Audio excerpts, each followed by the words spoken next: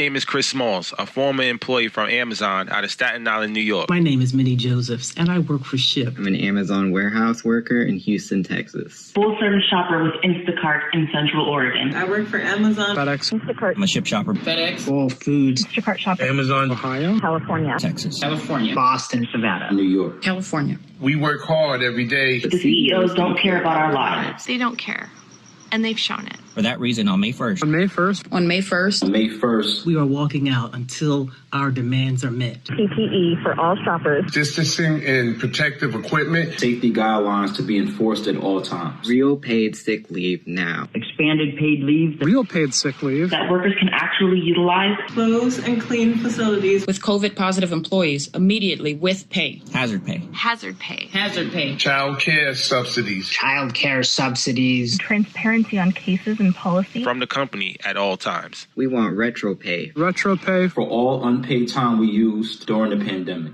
Suspend processing all non-essential items through FedEx. We want reversion back to a transparent pay scale. Stopping of the exploitation of new shoppers. These are just some of the things that we are protesting for. These are not outrageous requests. On May 1st, we are walking out until our demands are met. May 1st. May 1st. May 1st. Walk out. Walk out. Walk out. Walk out. Walk out. Won't you join us?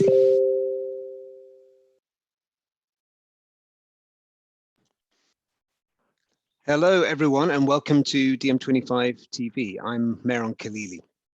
Today is International Workers' Day, so I'm very happy to be chatting today with someone who's on the front line fighting for workers' rights. His name is Chris Smalls, and his target is the retail giant Amazon. Now, with so many people stuck at home due to the coronavirus crisis, Amazon's profits have exploded. I just read that it's $4 billion in the last quarter that these guys made alone. Chris used to be an assistant warehouse manager for Amazon in New York. In March, he found that Amazon was failing to provide adequate protection for its employees against the virus. And he also found that they were hiding a growing number of cases of COVID in its warehouses. The company subsequently fired Chris, which is why I said he used to be an assistant warehouse manager. I'll just say that Amazon seems to have messed with the wrong person here, though, because Chris is not going quietly. Since then, Chris has been at the center of a growing movement of frontline workers at corporations that offer home delivery, who say that their companies are also failing to protect them. Companies like Walmart, Whole Foods, and others. He's organizing a walkout and boycott today, which is the video that you just saw. So, Chris, welcome to the show. And Chris is muted. There we go. Chris, welcome to the show. Thank you for having me. Pleasure to be here with y'all. Great to talk to you. Why don't you just put us in the picture? Tell us about the conditions at Amazon that led to you taking the actions that you did.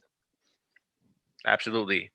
Well, the beginning of March, we had no cleaning supplies. The cleaning supplies were scarce. No PPE, no facial mask, not the right type of gloves provided to protect your skin.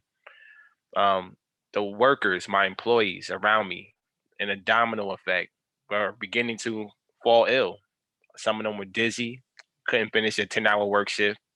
Some of them were fatigued. Some of them were vomiting at their workstations. We would clean it up and we would put somebody back on that same workstation. These are just some of the things I seen in the beginning of March. We were still on top of each other. There was no safety guidelines being implemented. We were still throwing parties in the middle of March. We had parties with DJs and popcorn machines. It was very alarming. I was trying to raise our concerns because I knew something was very wrong, and that's exactly what I did. So didn't you have a colleague that fell ill with the virus and you asked her to go home? And what was the response of the company? And tell me a little bit about the testing protocol that you believe to be unsafe in Amazon. Absolutely. So I took some time off from work to protect myself. I took the unpaid policy that they offer for a number of days. When I returned back to work on March 24th, my colleague, who is a supervisor as well, same department, we work on the same floor together. She was sick. Her eyes were bloodshot. She told me out of her own mouth that she was sick. She told me that she went for testing the night before. We all know you don't get the test unless you have severe symptoms here in the States, especially in New York.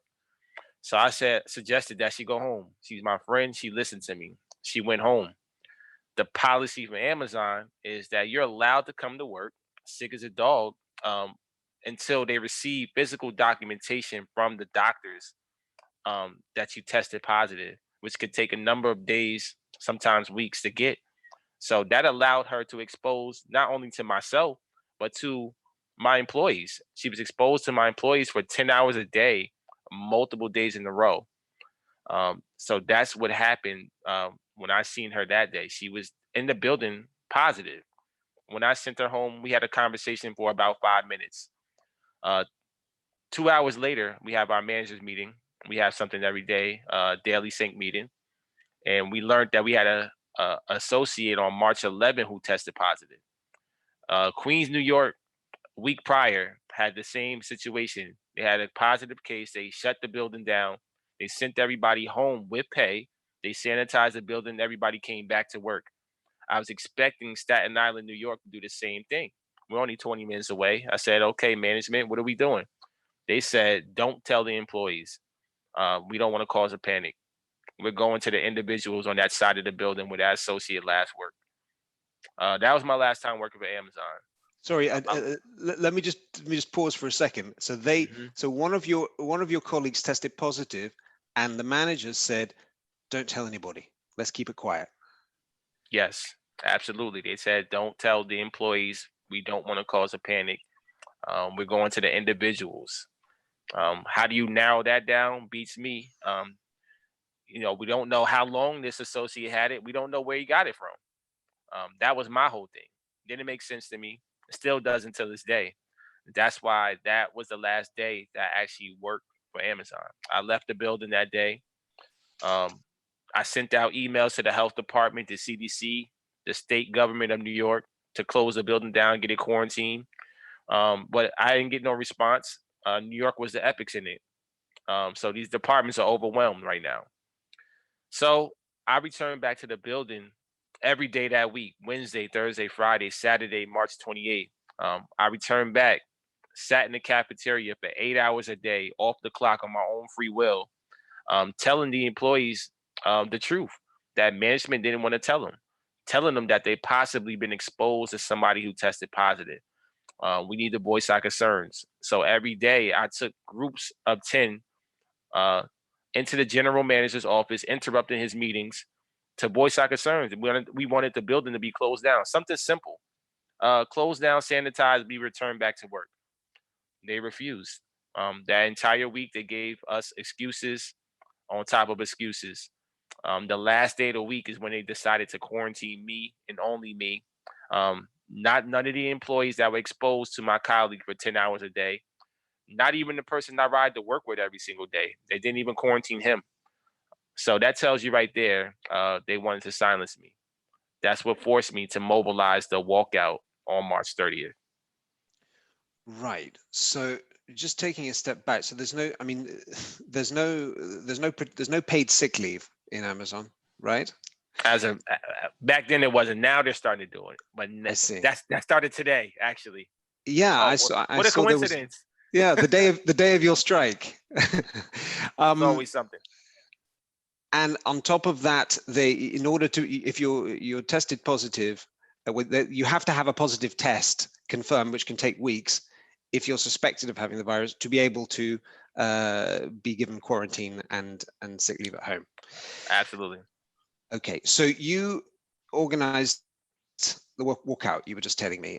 Tell me about how that went and what the company's reaction was. Yep. So March 28th is when they quarantined me. I felt defeated. I felt like I lost. I felt like, all right, they silenced me. They got me to stay home. But I'm a supervisor. These are my people. I spend 40, 50, 60 hours a week with these people. I consider them extended family. I couldn't sit home and do nothing. That'd be inhumane by itself. That's insanity to me by itself. So I said, what can I do? What's my last option? And I said, you know what? Why not?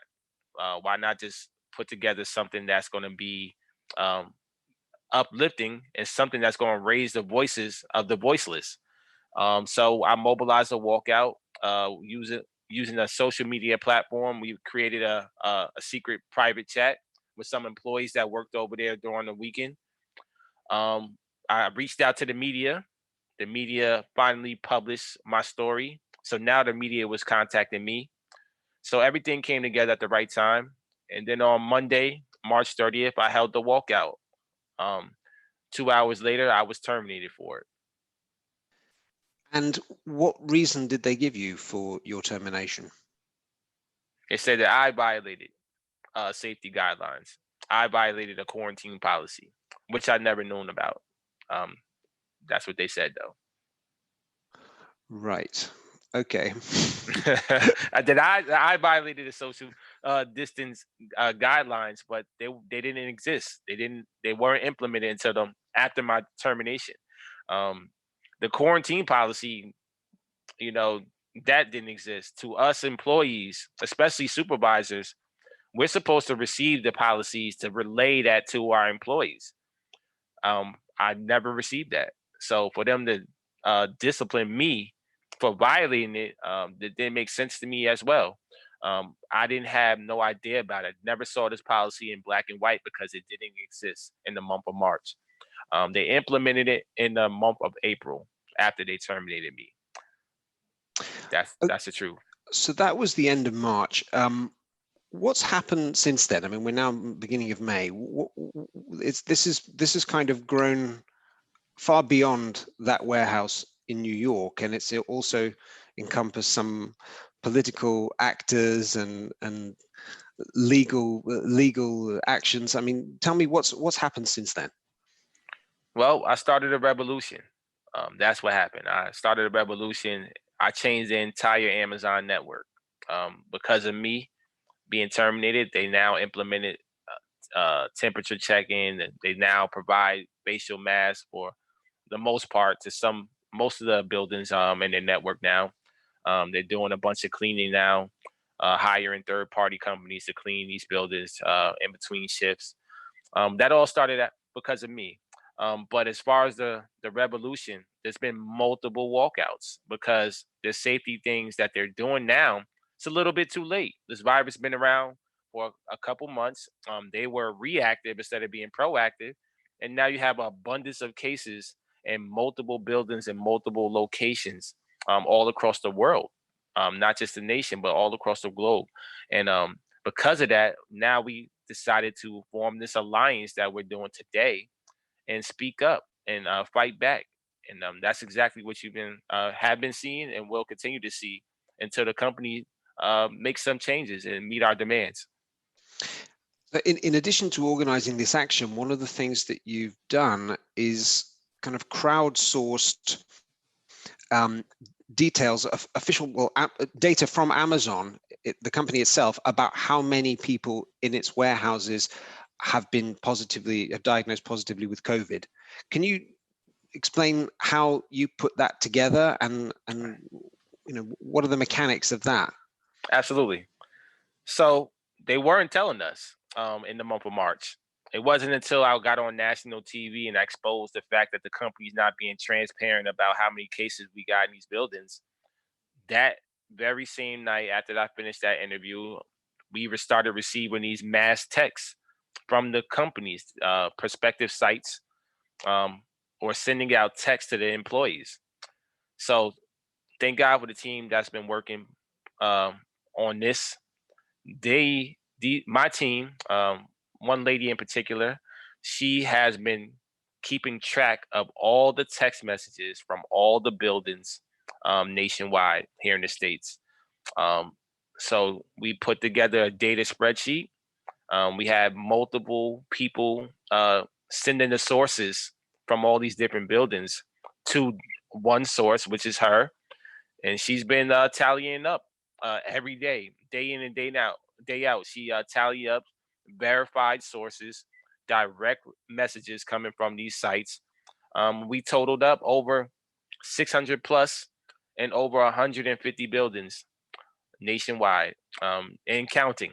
Every single day we get more texts.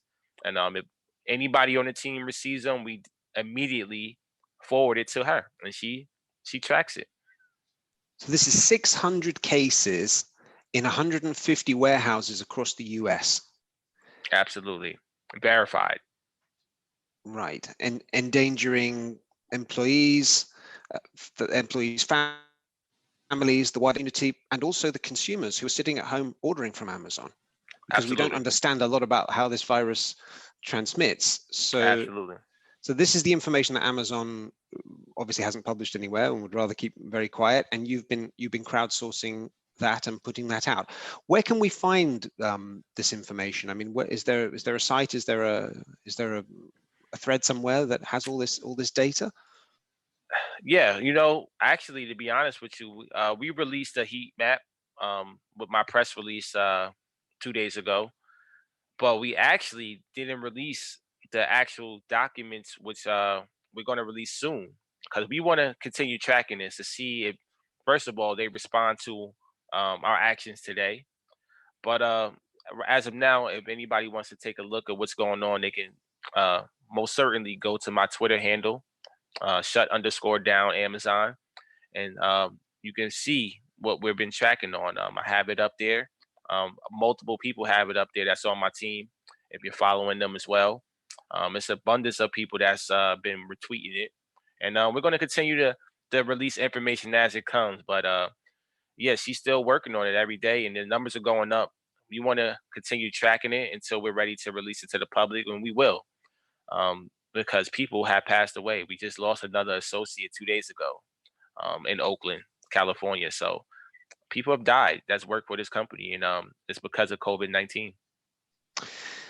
Let me ask you something. I mean, a more personal, on a more personal note. I mean, how much of this kind of activism were you into before this happened to you? I mean, were you active in the community for these kinds of causes, worker rights, or it's just out of necessity that this suddenly happened and you're acting?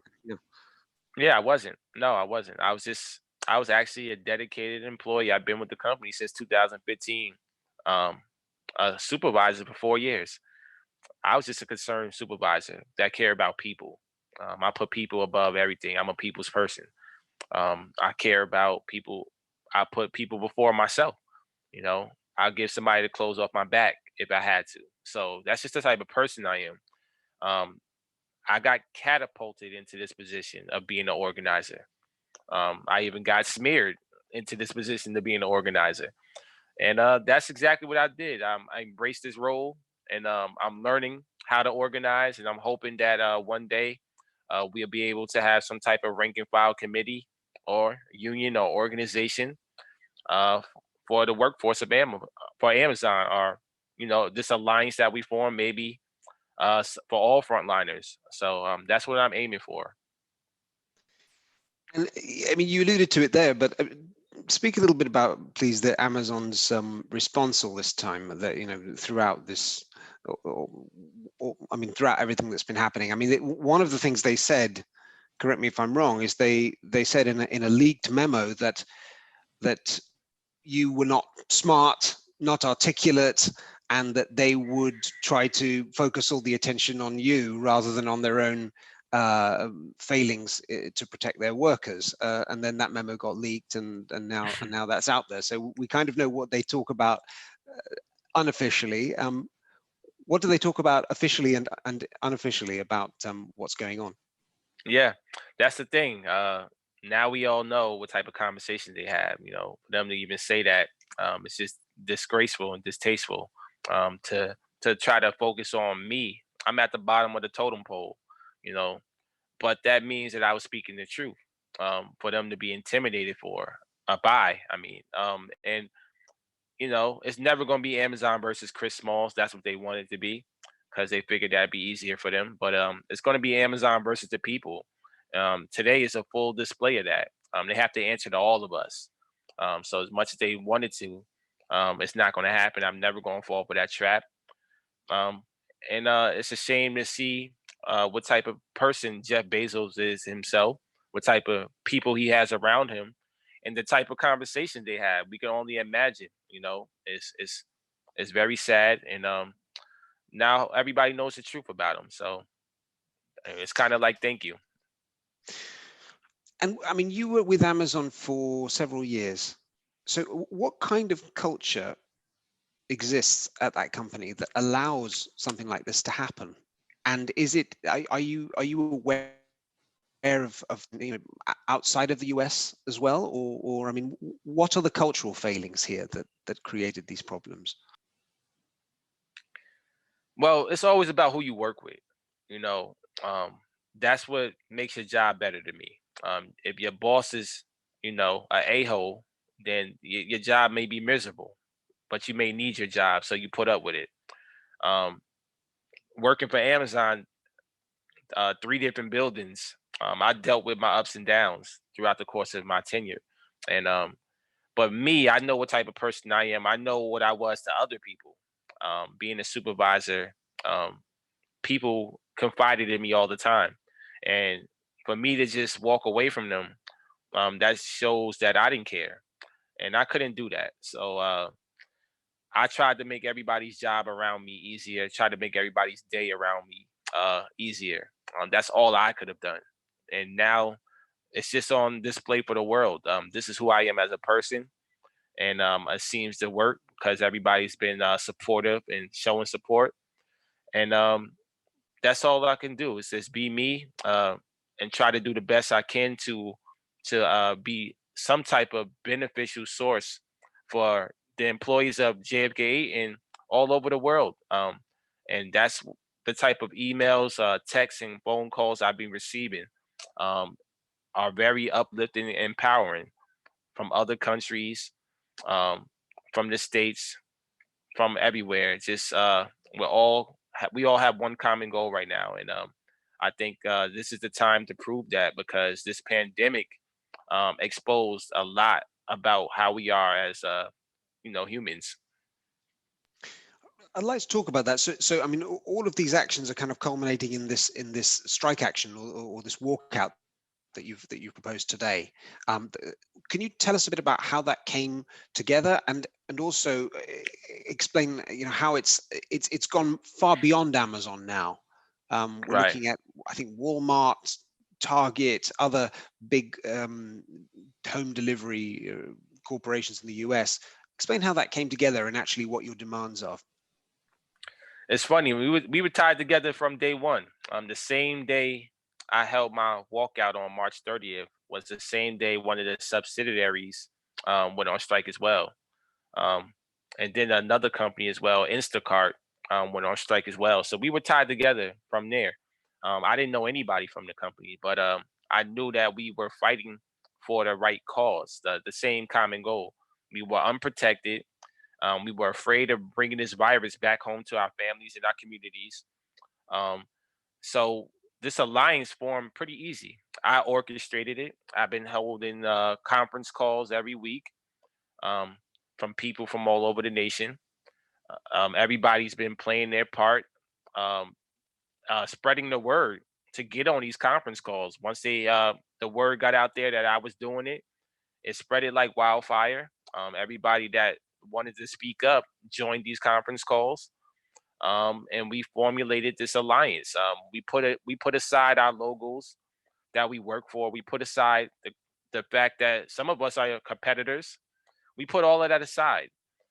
What we got right now is bigger than all of us. It's about saving humanity. This is life or death. But we also want to keep our jobs.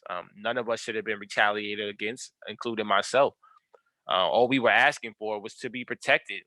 And it's unfortunate that these companies feel that they have to intimidate people, and that's fine. I lost my career, but at the same time, I'm going to continue to fight so that this never happens again to people that come after me. So that's why this alliance that we formed today was very easy to do, and I'm grateful for it. So what exactly are your demands? I mean, what are you all calling for? Number one, I have former employees that haven't been to work in over a month, that work for the richest man in the world, underlying their health conditions. Some of them are young adults, 18, 19, 20 years old. Their parents are telling them not to go to work. I have associates that had to sleep in their cars. That can't happen. So they need to be retro paid. All that money, all that time that they lost, they should be retro paid for that. All the people that have been terminated, including myself, should be reinstated, offered to be reinstated. PPE should be provided at all times. There's no excuse on that. Transparency and honesty from the companies at all time. How many cases are in these buildings? We want to know what we're walking into when we clock in. They need to. We're not asking for identity to be exposed. We want the number of cases, the actual number. And yeah, just take care of your employees. Ultimately, take care of your employees. If we're asking for certain things, you got all these billions of dollars. There's no reason why you can't meet simple demands, and that's what we want. For anyone watching that doesn't understand the term PPE, it means protective gear, basically masks, gloves, etc., which is a pretty basic ask for those frontline workers who are working in these sectors that are delivering to people stuck at home.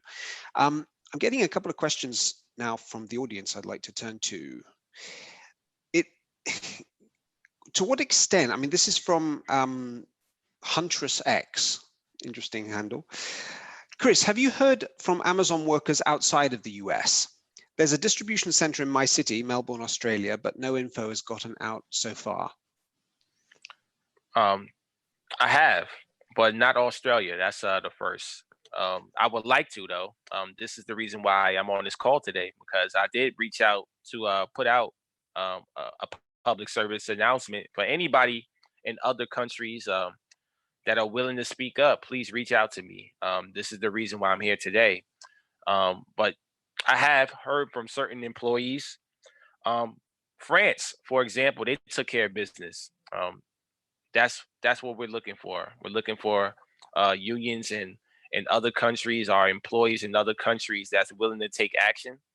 And I'm here. I'm here for you guys. If you're on the line, if you know anybody that works there, that's afraid to speak up, don't be afraid. I fully support you, and I do everything I can to help you guys out. And another question from Jerome Bertrand. Is it a good idea to have a one-day global strike against Amazon products online? Absolutely. Yeah. I mean, start right now. You got to think. You're putting several people at risk. To get these items to your doorsteps, it has to go through inbound, outbound, receiving, ship docks, another building, a sort center. It touched multiple people, 6, 7, 8 people, including the customer. The virus does live on cardboard for a number of days. Depending on what you order, could be on your item. Somebody touched that item. Somebody could have been a positive. Drivers could be positive. That's delivering the items. If they're asymptomatic, they didn't get a test, you would never know. So you got to take all of that into consideration. My advice is, until the company protects their employees as a consumer, don't support them. Okay, and let me ask you just personally now, I mean, like, how do you feel about this? I mean, you said before that you've been catapulted into this, and you know, you're not a typical activist. You've become one out of necessity. I mean, you're messing with some pretty powerful people here. Let's be straight. Are you afraid? I mean, how do you feel about this? No, I mean, I'm not afraid of nothing. The only thing I fear is God, and you know, that's how I look at it. I've always been a natural born leader my entire life, but it's funny, you know, they should be afraid of me, like you said. I'm not what they say I am, and they don't know me, and I feel like the love and support that I've been receiving is really empowered. It's really motivating, and that's all I need. I need people to back me up, join the fight, join forces, and join in solidarity. This is how we take back from capitalism. These billionaires that sit home and they're safe living lifestyles. They don't care about us. They don't care about our well-beings. They don't care about our families. All they do is hire and fire. That's their motto: hire and fire. But not anymore. We have the opportunity right now to take that power back. There's been a misbalance, unbalance of power within the states and possibly all across the world. So, for example, France as well, they took the power back. They said enough is enough. We're going to shut it down until you guys do better. So if anybody that's in that situation, that's what we got to do.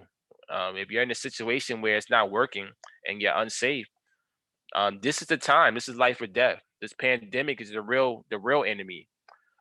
We have to take the power back because the companies will not do it for us. On that note, I mean, just to talk a bit more about the mechanics of how you are taking the power back and how you are organizing, because many people, I think, they may have the desire to mobilize, organize, try to fight back, but they don't really know where to start. I mean, you said before you were not really, an activist at all, so you didn't have connections with any of these organizations before. You didn't have media on speed dial. I mean, all of this stuff, since you were fired, you've basically just done it through social media. A couple of Google searches. I mean, just take us through how you've reached that critical mass so far that you've reached. Yeah, my life changed in like a day. 24 hours. It changed in one day. I honestly didn't know how, but what I did was I sent out emails to the media, your local media. Everybody should have some local media, even small time journalists. Sorry about that. Are we still there? Yeah. Okay. Yep. Even small time journalists that publish in the newspapers. Get the word out there, get the message out there. Amazon is such a huge entity that people are going to gravitate to it just because it's Amazon.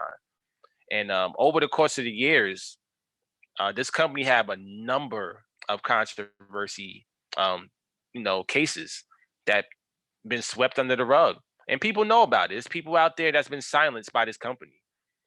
And I guess when I was able to get some attention drawn in a negative light against Amazon, everybody flocked to it. And I just pretty much been that platform and the voice of the voiceless. I say that to anybody right now. If you feel like you have the courage to do it, you have to have that. You have to have the courage to step up. You can't put one foot in and one foot out.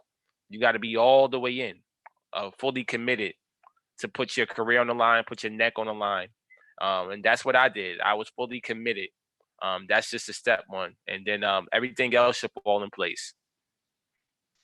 Right. And I just want to go a bit further on this in terms of the mechanics. So, I mean, was beyond just online searches and sending emails and things like that, there was nothing else. I mean, all of this you've just grown from the tools that we have available on the internet now. That's it. This whole movement. Pretty much, this world got a lot smaller. Look at me talking to you right now. We didn't know each other a month ago. We didn't know each other a few days ago. But the world is a lot smaller now because of this virus. People got to realize you can talk to anybody in any country right now. So that's exactly what I've been doing, getting this message out there, spreading the word, spreading the truth. And when you're speaking the truth to power, people realize they're in the same situation. They're like, oh, yeah, I can relate to Chris Smalls. I'm going through the same thing at my job. So let me reach out to him. Reach out to me. Reach out to anybody that's going through the same situation. If you have a small group of employees, coworkers in the same location, form a group. That's how you do it. Start a group, whether it's privately or publicly. You started something already. And then hopefully from there, it'll grow from there. And that's exactly what I did. And here I am today. In terms of unions, this is a question we just got in here from Yunus Arakan. He says, did the workers in the US ask for any support from trade unions? Amazon is not unionized in No, the US. So, no, absolutely not. They're so anti-union. right. So there is no, I mean, there is no organizing employee organizing at a formal level. I think. So what would you say to people? I mean, either Amazon or any companies across the world that in these times of coronavirus, that they're working in the retail sector, home delivery, they feel that their employer is failing them too. What would you say to them if they say, well, I'd like to complain, I'd like to shout about this, but I'm afraid to speak out. I'm afraid I'll lose my job. I'm afraid to cause a fuss. It's better just to put my head down and hope that all of this passes. I mean, what would you say to them? Well, don't be afraid, because this is life or death. And every day that passes, somebody else contracted this virus. Somebody else passes away. You got to put other people before yourself. And also, there's ways to do it anonymously. Speaking to the media, you don't have to give your name. I chose to do that. When they published my article, they said, "Do you want to put your name in there? Are you sure you're a supervisor?" I said, "You know what? Why not? This is life or death. I care about these people. So be it. If you're willing to do that, so be it. Go ahead and do just that. Put your name out there. But if you're not, there's ways to do it anonymously, and hopefully it still has some type of value to it. But if not, like I said, reach out to somebody who's willing to do it and support them. That's all you have to do. Support those who are speaking up. You're still a part of the fight just by doing that. If you're a supporter, a consumer, or an employee, if you're supporting the cause, you're still a part of the fight. Right. And I've already seen that there's this Reddit page where there's anonymous Amazon employees across the US and possibly beyond are saying, well, in my warehouse, this was the number of people that contracted COVID, and so they're kind of that in parallel with the heat map that you generated is providing that information, but all of that is anonymous, and those people are not risking their jobs to get that information out. Right. Absolutely. Cool. Well, I think that pretty much covers it, unless there's something else that you would like to share on that. That's been really, really interesting and very motivating, I think, for all of us to see what you've managed to achieve with this, and it will be really exciting to see where it goes. I should remind everybody at this point that DM25 is actually looking for two things, because it would like, firstly, if you are organizers out there, like Chris, actually, even though he wasn't an organizer before, but he is now, DM25 wants to hear from you, people that would like to mobilize to confront the establishment. And second, if there are instances that, you've heard Chris's story, the way that Amazon treated him, if you've got instances that you're aware of companies that are mistreating their workers and unfair practices, we need to hear from you too. So the email address, which is also going to be in the chat, is comms, COMMS @dm25.org. You've got Chris's Twitter handle, which you can give again. I'll let you give it, Chris, because there's an underscore and I might screw it up. It's _down Amazon. _down Amazon on Twitter. So if there's anybody out there in Amazon warehouses or any warehouse that's related to the companies that Chris is organizing the strike with, that knows of similar practices in their local warehouse, Chris would like to hear from you as well. And I think that pretty much wraps it up. Chris, thank you so much for your time. And thank you for having me. I will let you go back to it now and finish the rest of your protest action today. Absolutely. Stay tuned, everybody. Thank you for having me. I appreciate it. Thank you, Chris. Cheers. All right.